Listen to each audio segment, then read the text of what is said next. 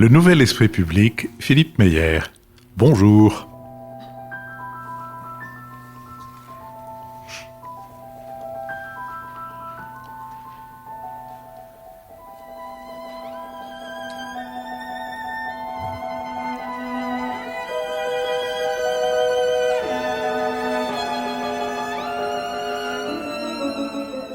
Bonjour, merci de nous avoir rejoints pour ce nouvel esprit public, en public et en direct de l'école alsacienne, devant un public qui a bravé l'intempérie, car le soleil est aussi une intempérie, comme l'avait un jour rappelé un maçon, pour venir jusqu'à l'école alsacienne dont je vous signale que le week-end prochain, qui est le week-end des Journées du patrimoine, elle est ouverte, et qu'elle est ouverte plus particulièrement pour vous permettre de voir non seulement cette extraordinaire fabrique dont sortent des gens qui deviennent les uns ministres, les autres avocats et pire encore, mais aussi pour vous montrer l'un des plus anciens gymnases scolaires qui existent non seulement à Paris, mais même en France. Nous sommes donc à l'école alsacienne et nous allons tenter d'éclairer certains aspects de l'actualité avec Jean-Louis Bourlange, président de la Commission des Affaires étrangères de l'Assemblée nationale, Nicole Niesotto, vice-présidente de l'Institut Jacques Delors, Marc-Olivier Padis, directeur des études de la Fondation Terra Nova,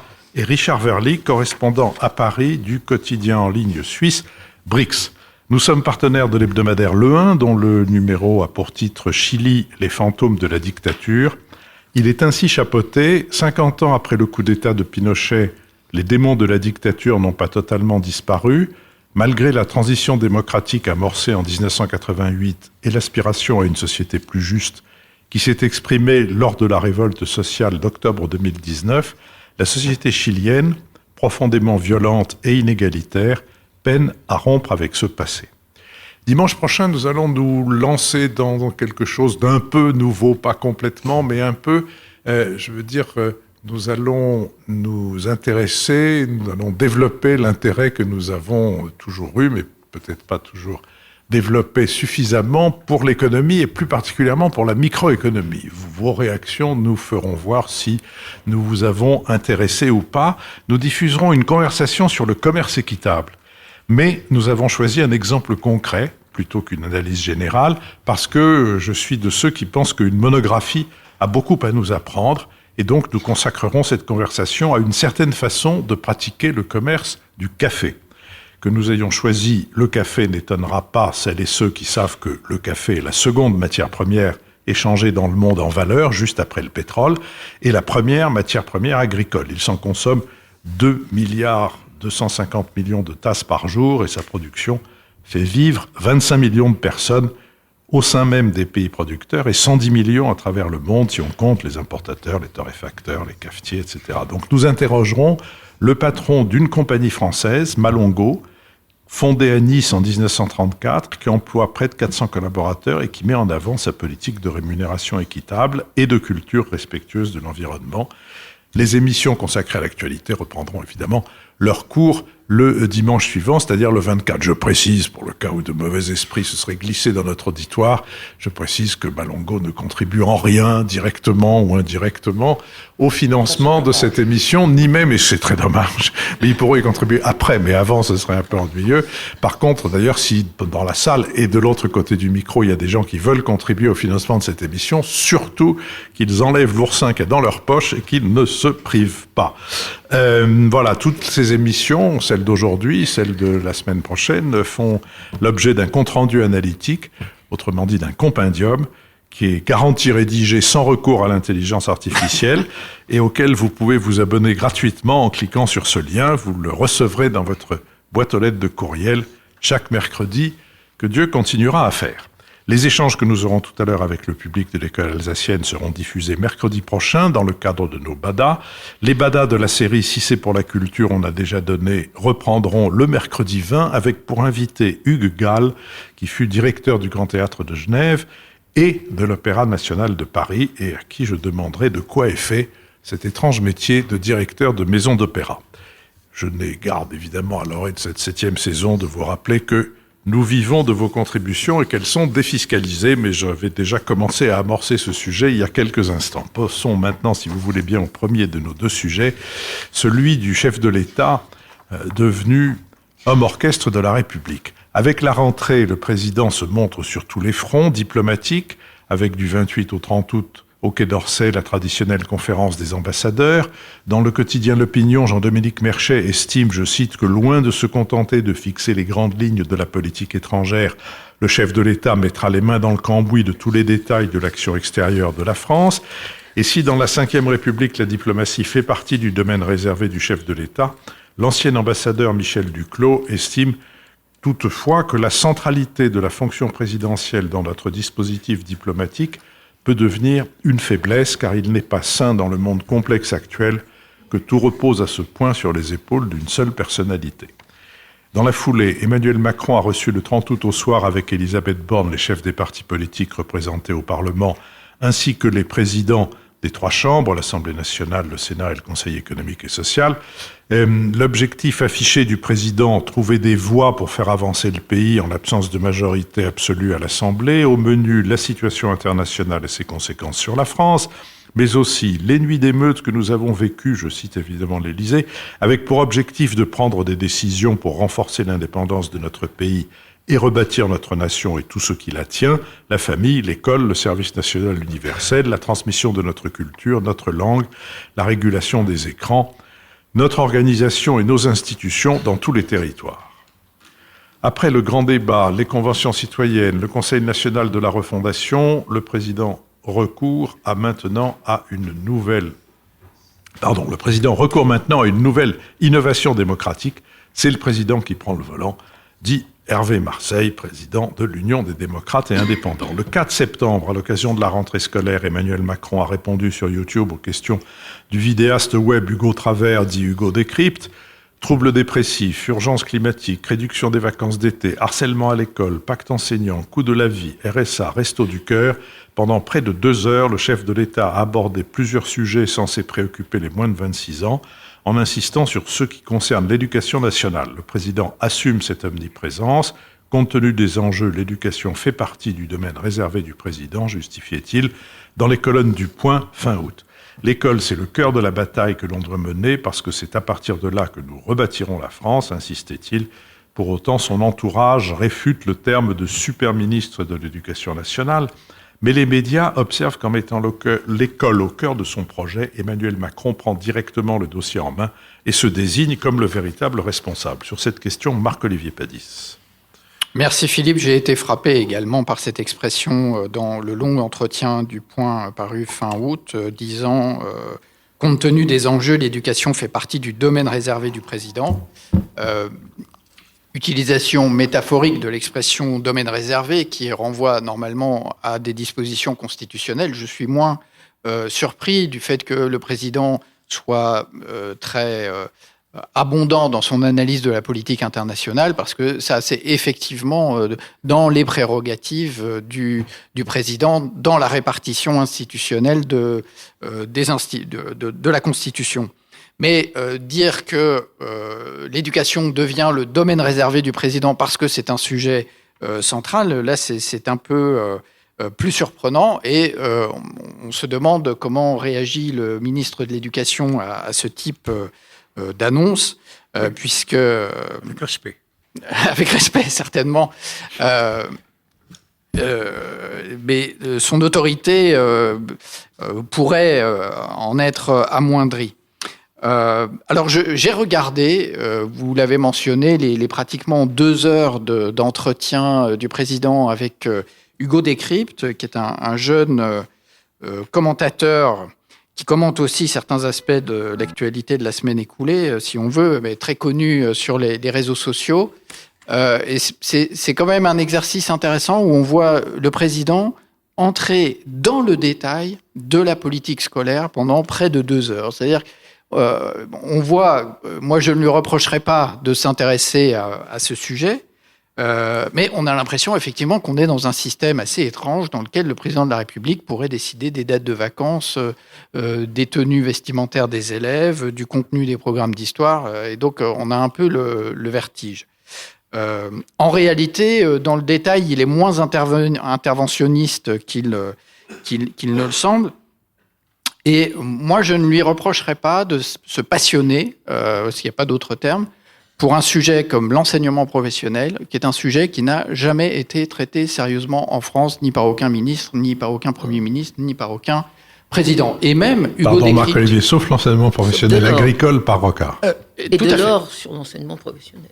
Je l'avais d'ailleurs mentionné ici à ce micro, le fait que la réforme du lycée agricole, dont on ne parle jamais, c'est un système qui fonctionne. Toujours est-il que même Hugo Décrypte, dont le public est particulièrement jeune, n'aborde pas lui-même le sujet de l'enseignement professionnel. C'est le président qui amène le thème, et ça n'a pas l'air d'évoquer grand-chose à ce jeune homme qui, comme beaucoup, sort peut-être de l'enseignement des filières générales, mais il faut rappeler que le lycée professionnel, c'est un tiers des bacheliers, et c'est le tiers dont on parle le moins. Et le fait que l'apprentissage se soit développé en France, on est passé de 250 000 contrats par an à plus de 900 000 contrats par an, c'est un changement culturel fondamental que beaucoup appelaient de leur vœu depuis plusieurs années et qui est en train de se faire. Et donc, je pense que ça mérite d'être rappelé. Alors évidemment, il y a beaucoup d'inconvénients à cette omniprésence du président. Tout le monde a un peu ça en tête. Je rappelle, ou je formule mes propres réflexions. D'abord, on l'a dit, ça peut provoquer un effet de paralysie sur les ministres, dont l'initiative est probablement bridée, puisque tout le monde attend les initiatives du président. Que va dire le président ? Quelles initiatives va-t-il prendre ? Et donc, les ministres sont sur presque tous les sujets un peu en arrière ou en attente. Deuxièmement, est-ce que ça a responsabilisé le Parlement ? Mon voisin sera plus compétent que moi pour le dire. Jamais été aussi responsable. Et donc, mais on voit dans l'attitude de certains groupes parlementaires, essentiellement protestataires, que ça ne semble pas nous orienter vers une culture plus parlementaire, même si aujourd'hui des accords et des compromis doivent être trouvés entre plusieurs groupes parlementaires pour qu'une loi soit votée. Troisièmement, ça provoque une insensibilité générale dans le commentaire politique à propos des sujets que le président n'aborde pas. Et donc, des sujets disparaissent du champ de notre curiosité parce que on est trop focalisé sur la personne du président. Que veut-il ? Que fait-il ? Que pense-t-il ? Que prépare-t-il ? Dernier point, dernier inconvénient, cette attitude, cette omniprésence du président brouille le message sur les dispositifs participatifs originaux qui ont été mis en place pourtant, comme le CNR dont on a parlé avec David Jaïs dans une émission diffusée cet été, ou les conventions citoyennes qui répondent à une aspiration assez large à participer sous d'autres formes à la vie publique. Et je pense que c'est une aspiration qui mérite d'être comprise et entendue. Merci, Nicole Nisotto. Oui, il me semble que le président a rarement, sauf peut-être au début de son mandat, a rarement collé à l'image institutionnelle d'un président de Ve République, sauf au début dans la cérémonie d'investiture et ensuite quand il a développé la formule jupitérienne, qu'on lui reprochait d'ailleurs, de gouvernement. Mais qu'ensuite, il a endossé plusieurs formes de gouvernance. On a eu le général en chef pendant le Covid, on a eu le torero dans l'arène après les Gilets jaunes, et on a maintenant l'homme orchestre pour cette rentrée 2023. Si on veut filer la métaphore, moi je dirais que Emmanuel Macron est l'homme orchestre parce qu'il n'y a pas d'orchestre. Et quand on regarde la façon dont il a composé les gouvernements après Édouard Philippe, donc le gouvernement de Monsieur Castex et le gouvernement de Madame Borne, eh bien, il s'est arrangé pour ne pas avoir un gouvernement solide, collectif, efficace, mémorable. Là, on voit, il y a quelques bisbilles dans le gouvernement. Madame Borne a été obligée de rappeler à l'ordre de Monsieur Darmanin, qui se voyait déjà candidat aux prochaines présidentielles. Et puis surtout, ce gouvernement, comme celui d'avant, est parfaitement déséquilibré entre quelques grandes figures et puis une masse de ministres ou de secrétaires d'État qui n'existent pas. D'où la tentation du président, face à l'anonymat de ce gouvernement qu'il a lui-même entériné, de prendre la place de ces invisibles au pouvoir. Mais alors le problème, c'est qu'il le fait aussi vis-à-vis des deux ministres qui sont vraiment visibles et qui ont une vraie personnalité, qui sont Clément Beaune et Gabriel Attal, puisque le président a pris la place du ministre des Transports pour parler de ce passe-rail éventuel et la place de Gabriel Attal sur toutes les questions d'éducation. Je pense que ces deux-là, Beaune et Attal, sont suffisamment jeunes et intelligents pour ne pas en vouloir au président et leur avenir étant absolument devant eux. Donc et ça, c'est le premier point. Il est l'homme orchestre parce qu'il n'a pas voulu ou su créer un orchestre pour diriger la France. Et deuxième point, si on veut filer la métaphore, c'est un homme orchestre dont on n'arrive pas très bien à voir quelle est la symphonie qu'il joue. Et effectivement, quand on regarde l'évolution, en particulier de la politique de l'éducation, on a l'impression plutôt d'une cacophonie que d'une symphonie entre, au départ, Jean-Michel Blanquer, qui était un réformiste, Pap Ndiaye, qui était plutôt un wokiste, et maintenant Gabriel Attal, qui est un traditionnaliste, et la réforme du bac par-dessus tout ça, qui a changé tous les ans. Enfin, c'est une catastrophe pour les élèves. De même, sur la laïcité, on a eu Blanquer plutôt extrémiste, Pap Ndiaye au contraire très indulgent, et Gabriel Attal très juridique, très réglementaire. Et donc, cela brouille le message, et du coup, ce qu'on ne voit plus, à force d'être un homme orchestre, on ne voit plus quelle est la fonction présidentielle. Il me semble qu'Emmanuel Macron oublie aujourd'hui, dans cette rentrée, sa fonction présidentielle, et en particulier sur un domaine qui me paraît alimenter à la fois et le moral des ménages qui est en baisse et le moral des investisseurs français qui est aussi en baisse, c'est-à-dire cette espèce d'angoisse palpable sur la détérioration du climat international, qu'il s'agisse de réchauffement climatique, de la canicule qui fait peur à tout le monde, qu'il s'agisse de la guerre en Ukraine, de l'inflation que personne n'arrive à maîtriser, du Covid que l'on a passé mais qui revient, etc., etc. Et moi, ce que je regrette, et j'espère qu'il va retrouver, c'est que le président n'endosse pas, même à la conférence des ambassadeurs, il n'endosse pas son mandat présidentiel qui est de tenir un discours rationnel sur un projet commun, sur un projet de la France dans un monde qui nous échappe. Et ça, effectivement, il ne le fait pas. Quand Nicolas a rappelé que le président avait, comme on dit au Québec, volé le show à Gabriel Attal et à... comment s'appelle Beaune, j'oublie son prénom. Clément Beaune. Je me suis dit, sachant que l'un et l'autre sont candidats à la candidature pour la mairie de Paris, que peut-être le président allait aussi leur voler le show et se présenter à la mairie de Paris à leur place. Giscard avait essayé avec Dornano, ça n'a pas marché. Richard. Alors, je serais un peu plus indulgent parce que, en lisant la presse internationale de ces derniers jours, ce que je constate, c'est que l'activisme, la capacité d'Emmanuel Macron à proposer, à se projeter vers l'avenir, à continuer d'être un leader, je dirais, qui a des idées pour le pays, c'est plutôt apprécié. Et je pense à cet éditorial qui a fait couler un peu d'encre en Allemagne sur le thème « La France, c'est l'Allemagne en mieux ».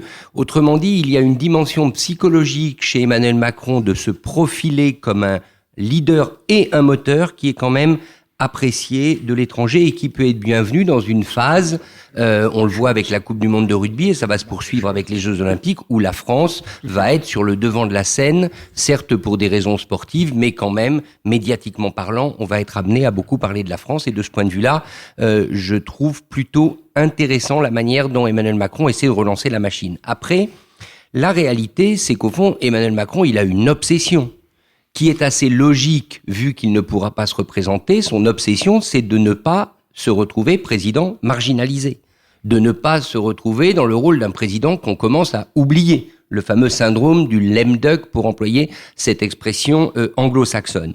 Et au fond, si je voulais prendre une expression à Emmanuel Macron lui-même, parce qu'il n'a cessé de la répéter pendant son interview à Hugo Décrypte, il est en train de nous dire « un président, c'est hyper important ». Je ne sais pas si vous avez remarqué, il a au moins répété 20 fois, c'est hyper important. Je pense que quelqu'un a dû lui dire que les jeunes parlaient comme ça. Peut-être l'a-t-il lui-même constaté, mais c'est hyper important. Donc il répète, le président, c'est hyper important. Il a une difficulté sur le terrain international pour dire ça, c'est qu'en plus, sa conférence des ambassadeurs a coïncidé avec ce sentiment de débâcle africaine.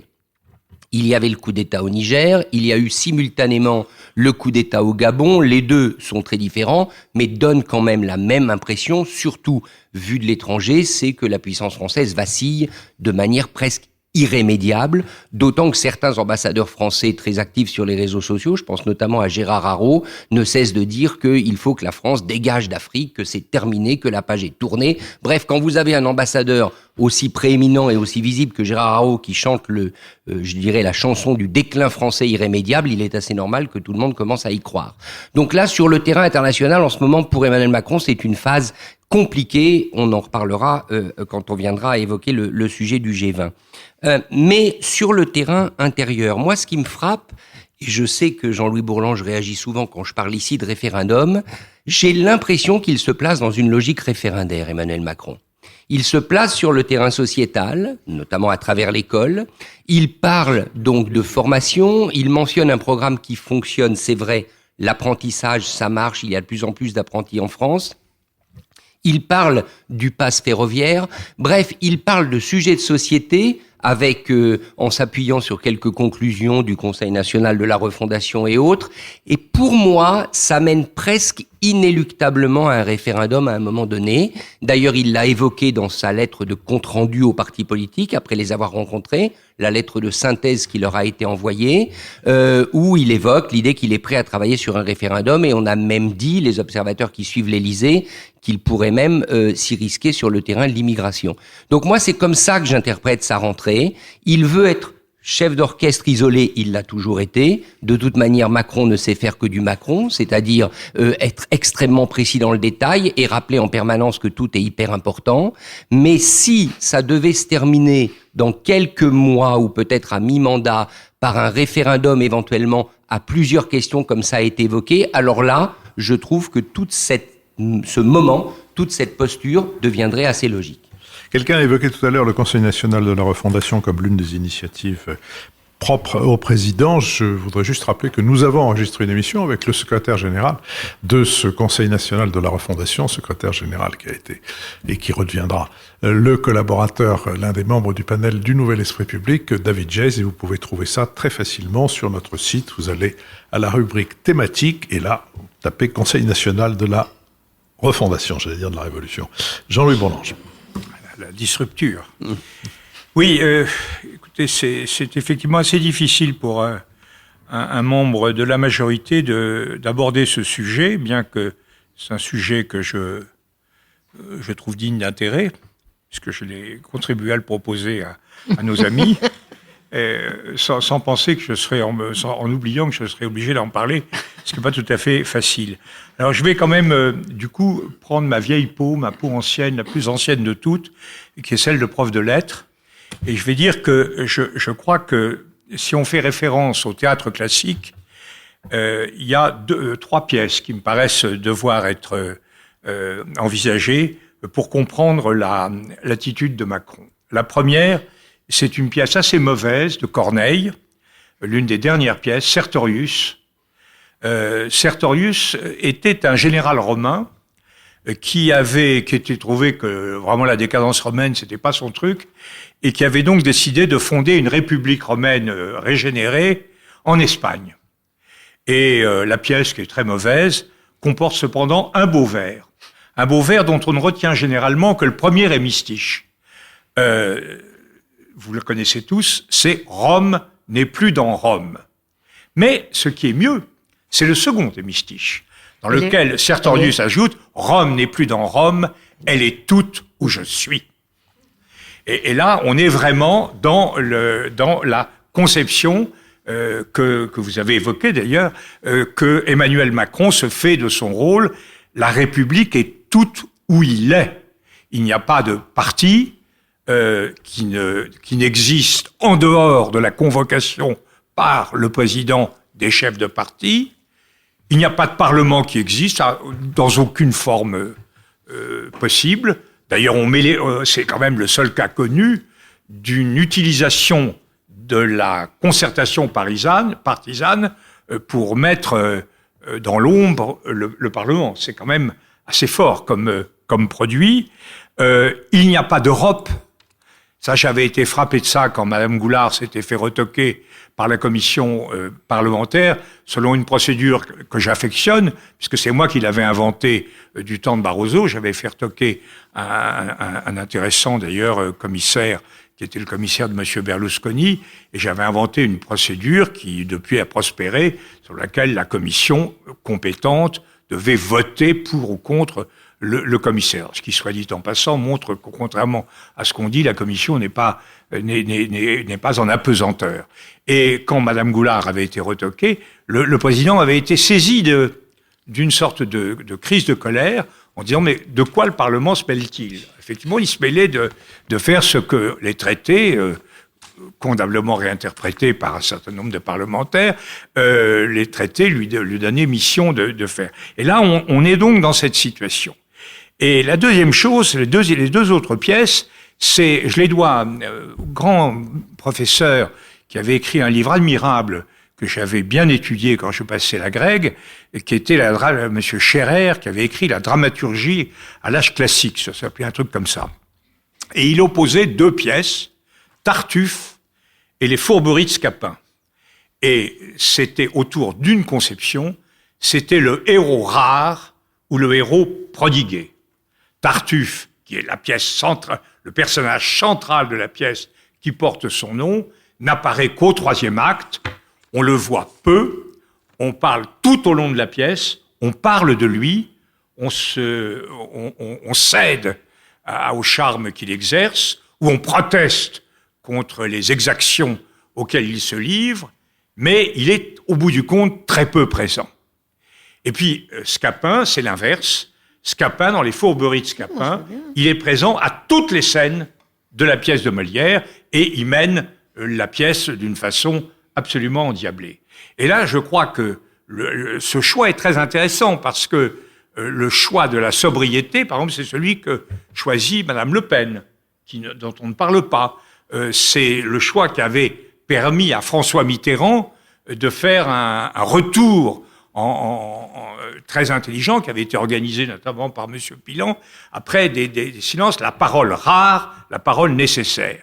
Le héros prodigué, ça a été toute sa vie Jacques Chirac, qui a passé sa vie à être sur le devant de la scène, sauf au moment de la cohabitation, ce qui d'ailleurs lui a permis d'être réélu. Alors le président a choisi d'être le héros prodigué. C'est un risque, parce que sa parole peut s'user, sa présence, sa personne peut lasser, sa parole, tout ça, mais en même temps, il faut dire qu'il le fait. Oui, je suis trop long. Monsieur, ce n'est pas que vous soyez trop long, c'est que vous allez conclure. Bon. Alors, je savais pas, c'était l'introduction.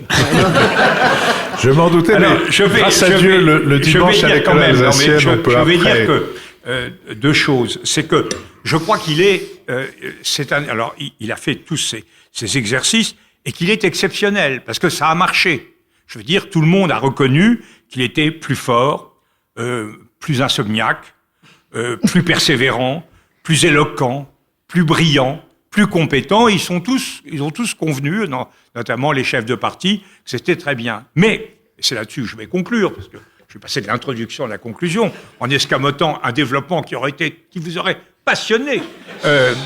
La conclusion, c'est que c'est quand même un double paradoxe.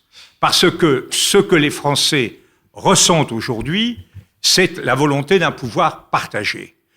Pour une raison simple, les Français ne s'identifient à aucun parti, à aucun leader de façon nette, et donc ils ne supportent plus cette équation de la Ve République qui fait que la minorité la plus forte a la totalité du pouvoir, ce qui est la base du scrutin majoritaire à 2 tours, par exemple. Et c'est la base de la Ve République telle qu'elle a été voulue par le général de Gaulle. Et là, il ne supporte plus un type qui a 30%, on ne comprend pas qu'il ait 100% du pouvoir.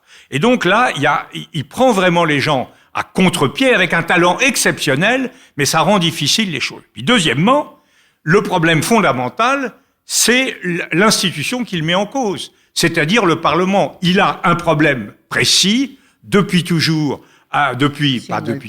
sa dernière élection avec le Parlement. Il n'a pas de majorité au Parlement.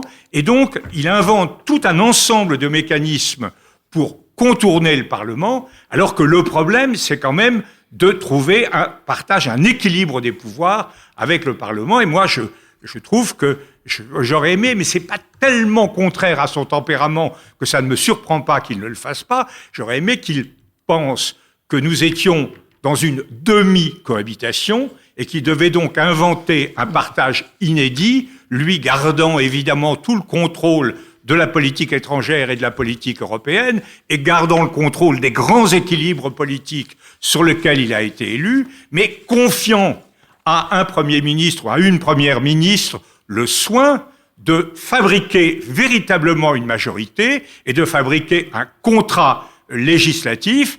À ce moment-là, soit le Premier ou la Première ministre y parviendrait et ça marcherait pendant quelques années, soit il ou elle n'y parviendrait pas, et à ce moment-là, il serait fondé à dissoudre en disant « j'ai donné toutes les responsabilités au groupe parlementaire, ils n'ont pas été capables de s'en saisir, je vous demande donc de donner une majorité qui permette de gouverner ». Et là, peut-être, l'équation politique aurait été différente. Donc il a fait un choix inverse, le choix de sa psychologie profonde, et il faut reconnaître que dans ce choix, qui est assez audacieux, il est quand même particulièrement doué.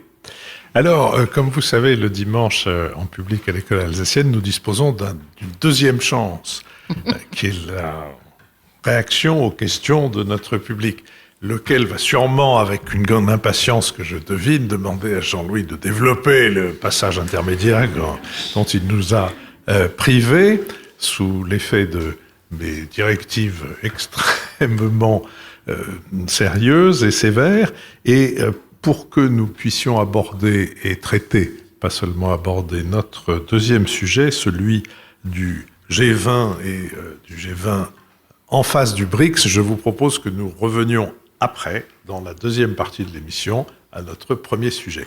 Donc, le sommet des BRICS, c'est-à-dire Brésil, Russie, Inde, Chine et Afrique du Sud, du 22 au 24 août à Johannesburg, en Afrique du Sud, a été l'occasion d'affirmer une fois de plus leur force de contrepoids à l'influence occidentale.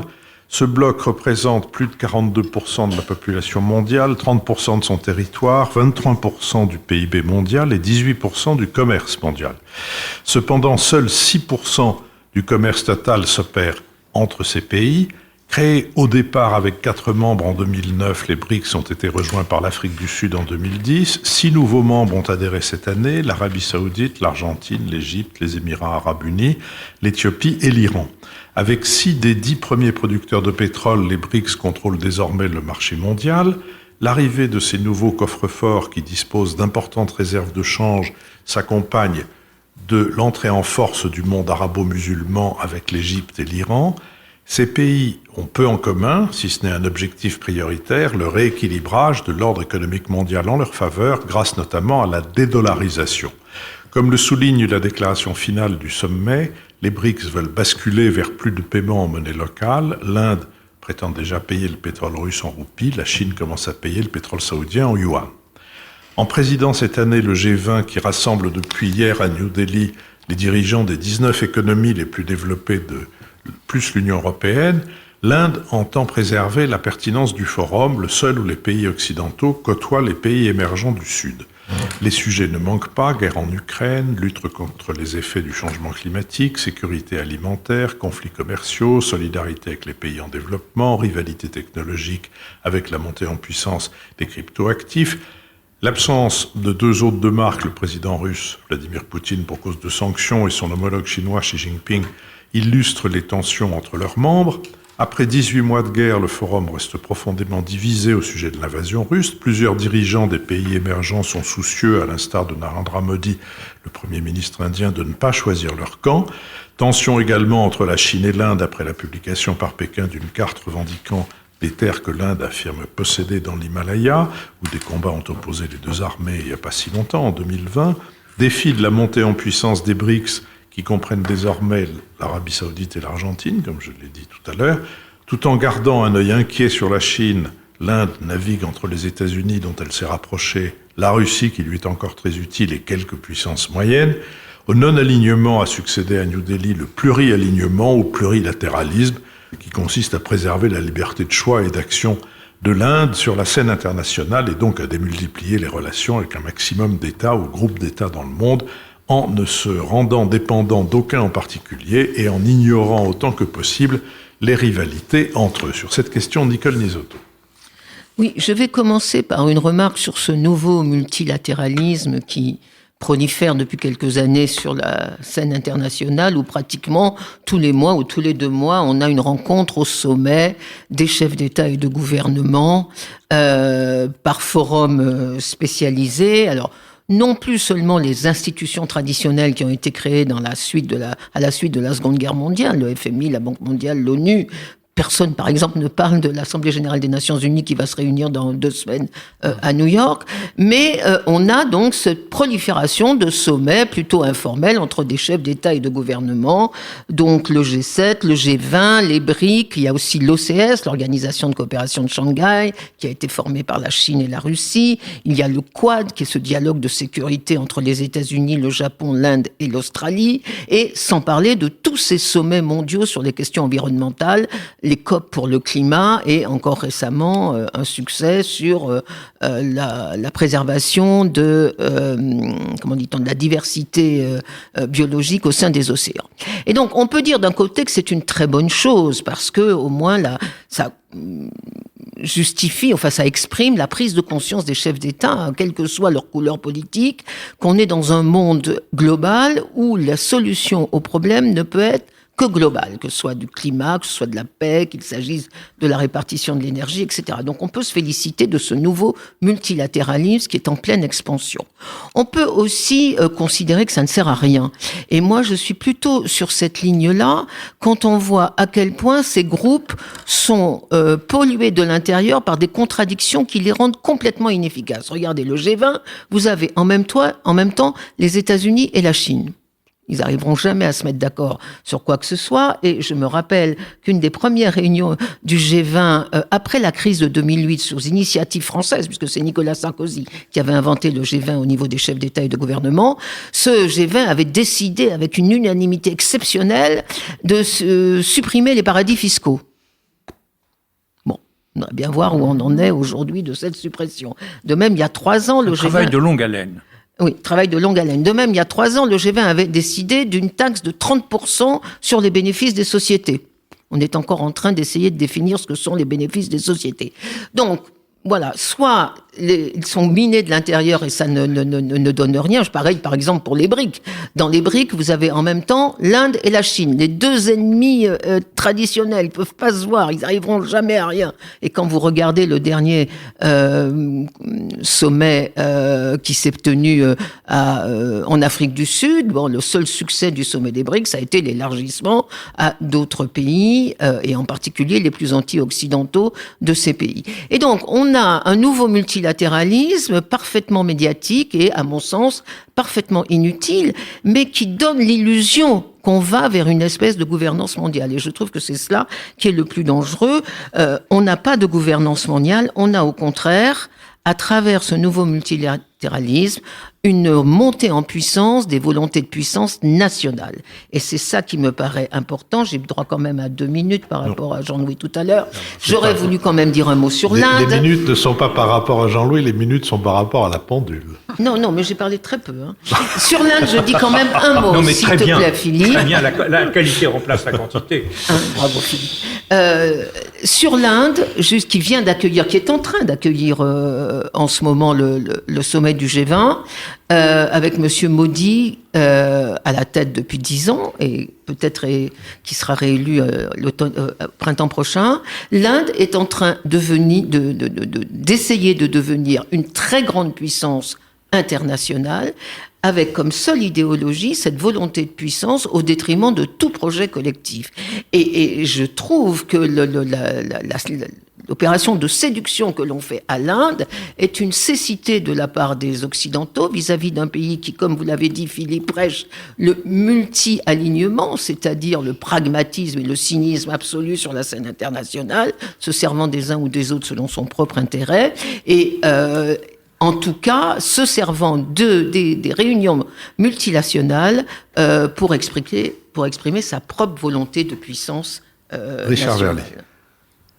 Je vais tout de suite continuer sur l'Inde parce que là j'ai un avis très différent, à la fois différent de Nicole et qui converge sur un point. Le point sur lequel je convergerai avec toi, Nicole, c'est ce multilatéralisme médiatique. Au fond, on est dans le déclaratif.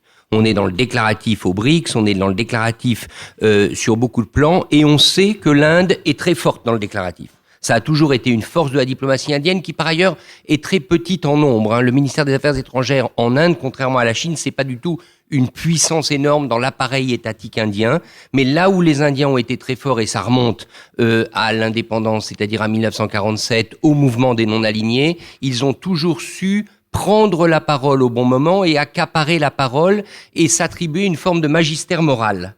Et ce que l'Inde est en train de faire, et c'est un paradoxe que ce soit Modi qui le réalise parce qu'il est sans doute le plus autocratique des présidents indiens depuis l'indépendance, mais c'est s'attribuer ce magistère moral.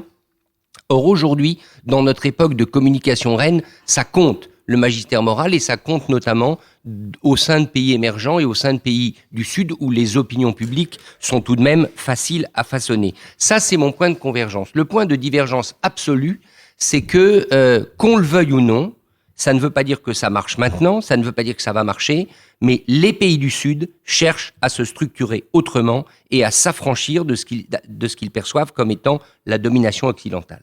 Ça, c'est une réalité. Alors, ça ne marche pas encore. On peut dire que ce sont des forums contradictoires où il y a des fractures, c'est vrai, mais la réalité, elle est là et c'est pour moi quelque chose de très profond. Les pays du Sud, surtout les pays émergents, c'est-à-dire les pays qui ont atteint un certain niveau de développement, ne veulent plus se voir dicter leur conduite et ne veulent plus surtout que la décision in fine soit prise par les Occidentaux à leur détriment. Ça, il faudra s'y faire. Le chemin va être tortueux, compliqué, semé d'embûches, mais de plus en plus, ces pays vont chercher à trouver leur voie. Ça ne veut pas dire, encore une fois, qu'ils vont réussir. Alors moi, ma grande interrogation sur les BRICS d'une part, le G20 d'autre part, j'en ai deux. La première, c'est l'Asie orientale. Je ne sais pas si vous avez remarqué, on parle des BRICS, on parle de l'Inde, bien évidemment il y a le mammouth chinois ou la puissance imposante qu'est la Chine, mais il y a toute cette autre partie de l'Asie orientale que sont les pays d'Asie du Sud-Est, l'ASEAN. Un seul pays est maintenant au G20, c'est l'Indonésie, mais en réalité la puissance économique du monde, elle est là. Elle est dans l'Asie orientale, au sud de la Chine, avec en ce moment une stratégie américaine de reconquête de cette région, reconquête par leur seule et unique colonie, le pays qu'ils ont colonisé, à savoir les Philippines, où ils sont redevenus présents. Aujourd'hui même, ce dimanche 10 septembre, le président Biden est au Vietnam. Et cette Asie orientale, elle attend. Et c'est elle qui a la puissance économique aujourd'hui avec la Chine. Et c'est là qu'à mon avis, il y a un point important qui va se jouer. Et c'est aussi pour ça que les pays européens sont en train de se réimplanter dans cette partie du monde, parce qu'en termes économiques, il n'y a pas photo par rapport aux autres régions. La deuxième chose, c'est évidemment l'Afrique. C'est-à-dire comment vous faites pour recomposer la géographie du monde non occidental sans y associer l'Afrique. Et là, c'est bien évidemment, tout est compliqué par l'équation géopolitique actuelle, par le conflit Ukraine-Russie qui pose les problèmes d'approvisionnement en céréales qu'on connaît. La seule chose que je noterai, et je terminerai là-dessus, c'est que la Russie a échoué. La Russie voulait fracturer les pays émergents, ou plus exactement introduire ce coin profond entre les pays émergents et l'Occident, introduire un coin encore plus profond du côté de l'Afrique. Il y a, on le sait, des convulsions, des difficultés, mais si vous prenez le G20, Modi a quand même réussi à obtenir un consensus, même si le président ukrainien n'est pas très content parce qu'il semble ménager la Russie. Mais la réalité, c'est que pour l'instant, Moscou est mis en échec. Et pour moi, c'est peut-être ça la leçon la plus importante, c'est que les pays émergents se cabrent, ils suivent peut-être un chemin erratique, mais ils ne sont pas complètement stupides. Ils ont compris que la Russie est en train d'essayer de les duper. Et ça, je trouve que c'est une leçon à retenir. Marc-Olivier Padis. Je repartirai des remarques de Richard sur le discours anti-occidental des pays émergents. Un discours auquel, évidemment, nous sommes attentifs, mais qui doit être lui-même interprété et mis en perspective. Parce que, notamment, le discours chinois ou le discours russe a des inflexions un peu différentes et ne peut pas complètement convaincre leurs partenaires qui sont aussi sous la pression des velléités de puissance, surtout de la Chine. Et j'étais frappé tout à fait, comme Richard, par la relative absence des pays de l'Asie orientale et de l'Asie du Sud-Est dans cette discussion. Parce que si on se souvient de la période de la guerre froide, donc on y a fait allusion tout à l'heure, il y avait le mouvement des non-alignés, avec un moment symbolique, la rencontre de Bandung en 1955, donc sur l'île de Java, à l'initiative du président indonésien Sukarno, avec, disons, sous les conseils de Nehru, le président indien. Et là, on avait Tito pour la Yougoslavie, Nasser pour l'Égypte, Nkrumah pour le Ghana. Donc l'Afrique était représentée. Mais on n'est plus aujourd'hui dans cette ambiance, même si on retrouve un peu cette question des deux grandes puissances qui veulent se partager leur domaine d'influence. Maintenant, la Chine et les États-Unis, et non plus l'Union soviétique comme à l'époque de la guerre froide. Mais il n'y a plus ce mouvement des non-alignés comme on l'avait à l'époque de Bandung. Et justement, le cas de l'Indonésie est intéressant parce que l'Indonésie, c'est quand même la puissance importante en Asie du Sud-Est, la 10e économie mondiale. Richard l'a dit, le seul pays de la région qui fait partie du G20, 270 millions d'habitants. C'est la future puissance économique qui va émerger dans la zone. Et l'Indonésie ne veut pas rentrer dans les BRICS. Il y a un débat interne au pays, savoir est-ce qu'il faut qu'on rejoigne ou pas, mais ils sont très méfiants par rapport à la prédominance chinoise au sein des BRICS. Et en fait, l'Inde reste dans les BRICS pour ne pas laisser la Chine, ne pas laisser cet outil, cette plateforme, si l'on veut, à la Chine seule.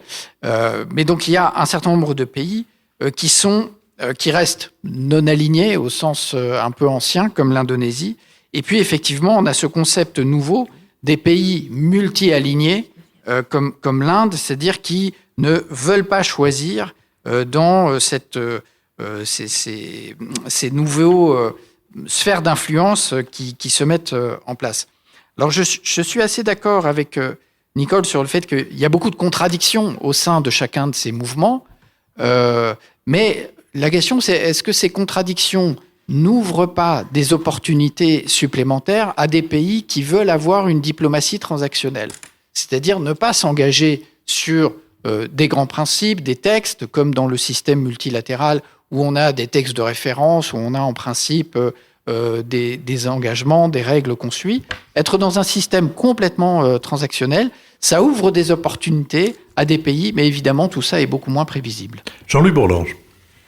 Oui, est-ce que l'élargissement des BRICS est un événement important ? Je ne crois pas. Je crois que ce qui est très important, c'est effectivement la remontée de ce qu'on appelle le Sud global. Mais l'élargissement des BRICS, c'est un vrai exercice, c'est un vrai bal des faux culs, hein. Parce que personne, c'est vraiment l'histoire, ils sont tous obligés d'élargir, alors qu'en réalité, personne n'avait envie d'élargir. Lula fait des grands signes de joie à l'idée d'accueillir les Argentins, tu parles. Les Indiens se retrouvent gorgés de pays musulmans, alors qu'on sait bien la sympathie que le président, le Premier ministre Modi porte aux musulmans. Ramaphosa, le président de l'Afrique du Sud, voulait pas du tout de l'élargissement, mais comme il avait plus que ça à se mettre sous la dent, il a dit c'est un grand succès de l'État hôte pour dire on a élargi, etc. En réalité, cet élargissement, il est inévitable en raison d'un principe que nous connaissons bien dans l'Union européenne, qui est la clause de la nation la plus intégrée. C'est-à-dire que personne ne veut être dehors. Donc, une vague en apporte une autre, la suivante en apportera une troisième, et donc on va avoir un grand système extrêmement large et effectivement extrêmement peu vertébré, parce que ça colle pas.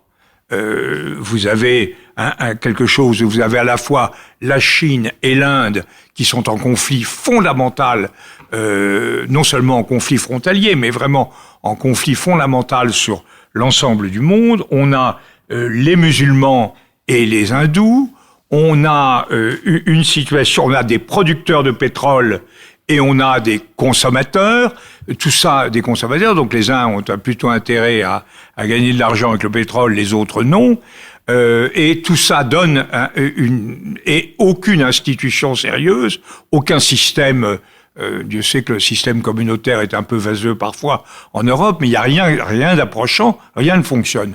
Donc on a quelque chose, on a une grosse chose qui va se développer, mais ce qui ne veut pas dire que ce que dit Richard est faux.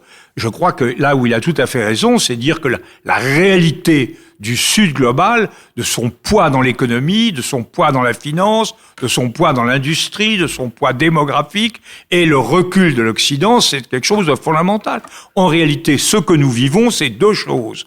Un recul global des puissances occidentales traditionnelles par rapport au reste du monde, ça, c'est-à-dire Europe et Amérique du Nord, et deuxièmement, la relève de la Russie par la Chine comme acteur fondamental de l'autre côté. La Russie est effectivement, là, Poutine paye progressivement les conséquences de ces choix aberrants qu'il a effectués en Europe avec la guerre d'Ukraine, et les Chinois s'en saisissent. Et d'ailleurs, l'Inde, moi j'étais en Inde il y a quelque temps, puis j'ai eu l'occasion de déjeuner avec le monsieur Modi quand il est venu le 14 juillet. L'Inde, c'est très frappant. Enfin, ils ne vous disent pas ça, bien sûr. Mais ils sont extrêmement déçus par les Russes. Non, ils continuent à acheter du matériel militaire, tout en se demandant si les Russes vont continuer à leur en donner, mais ils sont extrêmement déçus de voir que les Russes ne tiennent pas le coup par rapport aux Chinois. Donc là, il y a une chose. Alors, ce que je voudrais dire, et ce qui me paraît résumer complètement, et ça rejoint ce qui a été dit l'instant, c'est cette notion aberrante de multi-alignement. C'est le slogan des Africains du Sud, c'est le slogan de Modi, c'est le slogan de beaucoup de pays. Ça ne veut rien dire. Vous êtes aligné ou vous n'êtes pas aligné. Vous n'êtes pas multi-aligné. L'expression est intrinsèquement vide de sens. Et quand vous employez une expression vide de sens, c'est que vous avez vous-même, comme l'a dit Nicole, une position qui est vide de sens en termes de solidarité. En réalité, ce sont des nations qui ont été écartées par l'Occident et par elles-mêmes d'ailleurs au cours des siècles passés, qui se redressent simultanément, concurremment, qui font un numéro de médiatique en commun, mais la réalité, c'est qu'elles sont elles-mêmes extrêmement divisées. Tout ça nous promet un univers assez chaotique. Je vous remercie. Nous sommes maintenant arrivés à la dernière étape de notre conversation, celle des brèves, que je voudrais introduire par un bref rappel, celui que il y a 120 000 Arméniens qui vivent dans le Haut-Karabakh. Depuis la dernière guerre que l'Arménie a perdue contre l'Azerbaïdjan, ces 120 000 Arméniens sont ravitaillés à travers un couloir, qui est le couloir de Latchin. C'est le seul moyen pour eux d'être ravitaillés. Ce couloir a été fermé récemment par l'Azerbaïdjan, alors que normalement il était protégé par les Russes, puisque c'était l'accord qui avait présidé à la cessation des hostilités entre ces deux pays. Les rapports les plus solidement étayés montrent que les morts d'inanition ont commencé dans le Haut-Karabakh. Et il est clair que pendant les développements internationaux, que ce soit ceux en Europe avec l'Ukraine, ou que ce soit ceux en Afrique, ou que ce soit ceux ailleurs, il est clair que l'Azerbaïdjan compte profiter de cette situation pour régler par un deuxième génocide arménien la question du Haut-Karabakh. Donc il faut espérer, demander que les puissances internationales interviennent pour que, premièrement, la Russie respecte ses engagements, et si ça n'est pas le cas, pour qu'il soit fait en sorte que ce couloir de la Chine soit réouvert. Attendez, je voudrais dire un mot sur ce point. Je voudrais simplement dire, je vais en Arménie mercredi et jeudi, enfin à la fin de la semaine. Je suis tout à fait d'accord, évidemment, avec ce que vous avez dit et à la situation d'extrême gravité. Ça n'est pas le seul problème. Le problème posé, c'est celui de la survie de l'Arménie en tant qu'État également. Et donc je propose, je vous rendrai compte, si vous en êtes d'accord, je vais voir le monsieur Pachinian, avec l'ambassadeur, nous préparons des choses vraiment très très très intéressantes, et je tiens absolument à, j'avais pas pu faire ce voyage parce que je m'étais cassé la cheville au mois de janvier, mes camarades y étaient allés sans moi, et là je crois vraiment que le moment pour l'Arménie, comme vous le dites très justement, est extrêmement critique. Je me réjouis de cette nouvelle, et effectivement, on seront contents que vous nous en racontiez les développements. Et puisque vous avez la parole, à vous, Jean-Louis, pour votre brève que je crois. Oui, écoutez, je voudrais évidemment dire un mot de notre ami Jacques Julliard, qui vient de nous quitter. Alors, si on était un peu insolent, parce que même avec les morts, on peut se permettre d'être insolent, on rappelle le mot d'un autre de nos amis que je ne citerai pas pour ne pas l'embarrasser, qui disait « Jacques Julliard, c'est le seul qu'a connu de disciple de Charles Péguy qui se teint les cheveux ». Et effectivement, il avait cette crinière noire qui est une marque du rocardisme. Je ne sais pas si vous avez remarqué, mais Michel Rocard avait tendance à se noircir les cheveux. Mais au-delà de cette plaisanterie amicale, je dois dire que pour beaucoup d'entre nous, Jacques Julliard a été quelqu'un d'absolument essentiel.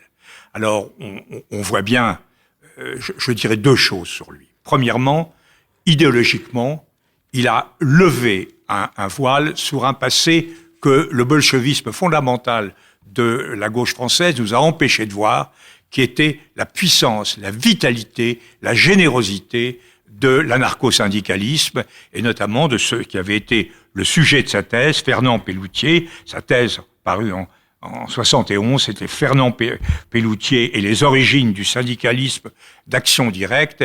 Et je veux dire, lisez cela et lisez Pelloutier, vous saurez ce que c'est qu'un militant qui a vraiment la générosité en lui-même. Et alors, cette conception très sociétale, très peu blanquiste de la politique l'a conduit évidemment à adhérer à la deuxième gauche et à se retrouver dans une conception extrêmement, je dirais pas libérale, parce que son catholicisme était très très profondément agacé par la plutocratie mondialisatrice, mais il s'est quand même trouvé lié à une volonté d'émancipation profonde.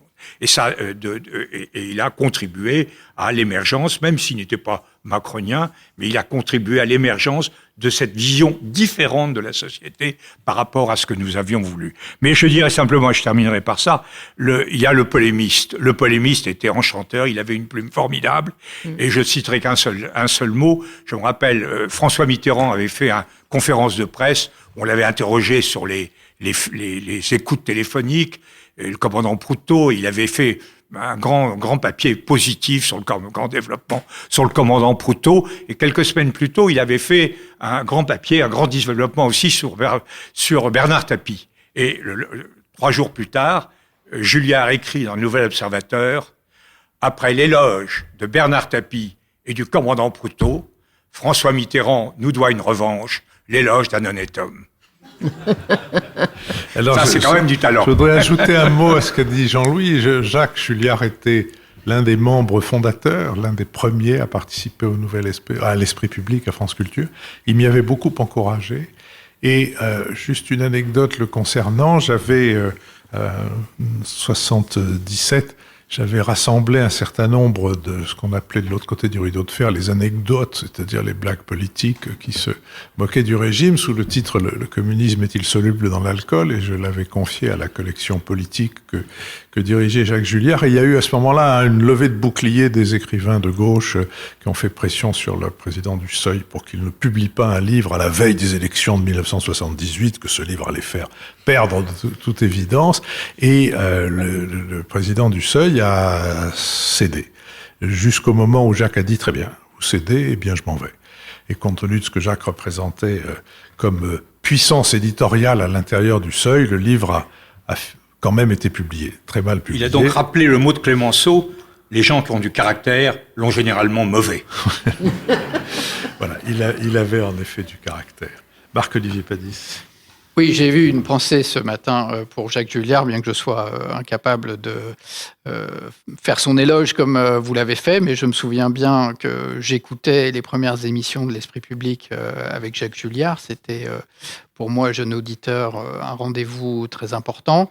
Et je voudrais associer à cette pensée un autre intervenant que Philippe vous avez invité, qui était Daniel Cohen, l'économiste. On peut retrouver, et j'ai réécouté ces derniers jours, une émission avec Jean-Louis Bourlange, d'ailleurs, sur un des derniers livres de Daniel Cohen. C'est absolument ébouriffant, éclairant, et tout à fait heureux de pouvoir le réécouter sur les podcasts maintenant, comme c'est un outil tout à fait intéressant. Donc voilà, je voudrais pas ajouter quoi que ce soit, mais quand même, c'est impossible, je pense, de ne pas avoir une pensée pour eux deux ce matin, Daniel Cohen et Jacques Julliard, qui nous ont tellement éclairés. Nicole Nisotto. Alors, pardon. Je vais faire autre chose que de m'associer à cela, parce que j'étais très proche de Daniel Cohen. Donc, je vais parler d'autre chose. Tous les ans, normalement, à cette période, je fais une brève sur Amélie Nothomb, en vous vantant son dernier ouvrage. Là, je ne vais pas le faire, parce que c'est 180 pages à peu près d'éloges des oiseaux, et moi je déteste les volatiles, donc je ne vais pas faire ça. En revanche, je vais vous conseiller de vous inscrire à ce site que moi je suis depuis très très longtemps, quand j'étais encore enseignante au CNAM, qui est ce site Hugo Décrypte, que le président de la République a honoré de sa présence dernièrement. C'est absolument formidable. Ce jeune journaliste, Hugo Travers, il a 27 ans, il a commencé comme jeune pigiste à Europe 1, c'est un vidéaste. Le classement Forbes pour la France le classe parmi les 30 personnes de moins de 30 ans les plus influentes de France. C'est formidable son truc. Il y a à la fois un YouTube et un Instagram. Et donc sur Instagram, tous les matins, en 1 minute, vous avez les 5 actualités, enfin les 5 points forts de l'actualité. C'est écrit dans un style, comment ça s'appelle France Info, c'est-à-dire c'est l'info juste et juste l'info, mais c'est le choix est formidable, le choix des 5 informations, c'est très court, et moi c'est un grand plaisir tous les matins de lire ça. Je vous conseille absolument de vous abonner sur Instagram. Il a 1 million de followers, et je pense que ça va doubler d'ici quelques temps. Si tous les étudiants de France et de l'école alsacienne lisaient tous les matins Hugo Décrypte, je pense que dans 20 ans, l'éducation ne serait plus un problème national. Il faut qu'ils fassent 3 choses. Il faut qu'ils écoutent le matin, enfin qu'ils regardent Hugo Décrypte. Ensuite, ils vont voir le Nouvel Esprit Public dans leur podcast. Et enfin, eux-mêmes, où ils convainquent leurs parents de contribuer au financement du Nouvel Esprit Public. Richard Verly. Hugo Décrypte, personnellement, je trouve que l'entretien avec Emmanuel Macron était d'une normalité, presque d'une banalité, bien éloignée de la promesse initiale d'une interview différente parce qu'elle est faite par un youtubeur de 27 ans. Donc je comprends, Nicole, parce que je ne connais pas en détail le site, l'éloge que tu fais de sa diversité d'informations disponibles, mais ça nous réconforte, nous, vieux journalistes, sur les règles de l'interview. Il ne suffit pas d'être jeune pour faire un bon entretien. Je ferme la parenthèse. Non, mais si on veut décourager Nicole de Hugo Décrypte, il faut lui dire que c'est un drôle d'oiseau. Il n'ose pas appliquer son raisonnement au président, parce que ils sont 2. Il suffit pas d'être jeune pour être un bon président. C'est ça que tu n'oses pas dire. Et que moi, je ne pense pas, en tout cas. Et alors, un mot rapide, puisque ça nous met dans l'actualité. Je ne suis pas du tout fan de rugby et d'ovalie de nature. Et le rugby est d'ailleurs un sport qui, en Suisse, est très peu présent. Il n'y a pas d'équipe de Suisse dans cette Coupe du Monde. Mais je me suis plongé par curiosité dans le livre de Daniel Herrero, Dictionnaire amoureux du rugby des temps modernes. Et d'abord, j'ai appris plein de choses, et ensuite, ça m'a donné l'idée d'une thèse que j'ai commencé à développer. Ce que je trouve formidable, c'est que le rugby, à l'origine sport élitiste s'il en est, élitiste au point d'avoir été le sport de l'apartheid en Afrique du Sud, est devenu vraiment un sport populaire, y compris populaire dans ses destinations, puisque maintenant de petits États du Pacifique, grâce au rugby, peuvent être présents dans cette Coupe du Monde. Et ma thèse, c'est que le rugby rassemble alors que le foot d'aujourd'hui divise à cause de l'argent. C'est-à-dire que le rugby, pour l'instant, même s'il s'est professionnalisé, même s'il y a des sponsors, etc., il a encore réussi à éviter ce qui tue, à mon avis, non pas le spectacle, mais la morale du football, c'est l'argent. Il n'inonde pas encore cette Coupe du Monde de rugby. Et pour moi, qui ne suis pas un fan né ni du ballon ovale, ni du rugby, je trouve que c'est une bonne nouvelle. Et je rappelle la citation de Winston Churchill qui disait « Il faut décidément être anglais pour avoir inventé un ballon ovale ». Tu sais pourquoi c'est comme ça? Parce que la brutalité est sur le terrain, alors qu'au football, la brutalité est dans les vestiaires.